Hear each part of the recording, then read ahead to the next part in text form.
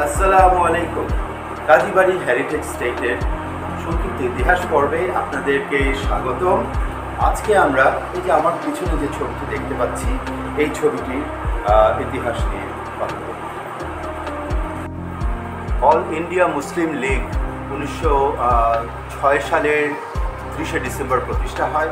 তো কাজী আব্দুর রউফ সাহেব সেই মুসলিম লীগের সূচনা সভার একজন বিশিষ্ট সদস্য ছিলেন।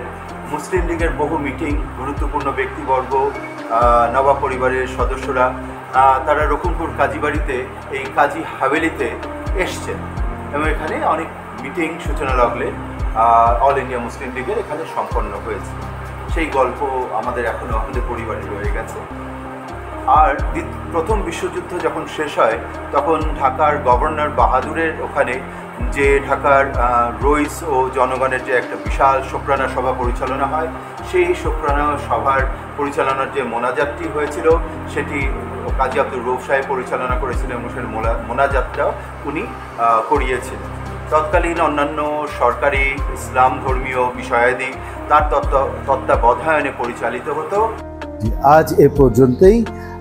আবার আগামীতে আপনাদের জন্য আরও কিছু সংক্ষিপ্ত ইতিহাস কাজীবাড়ি হেরিটেজ স্টেটের নিয়ে আমি উপস্থিত হব আপনাদের মাঝে। তো সে সময় পর্যন্ত আজকে আপনাদের কাছে বিদায় নিয়ে যাচ্ছি। আমার জন্য দোয়া করবেন। আসসালামু আলাইকুম।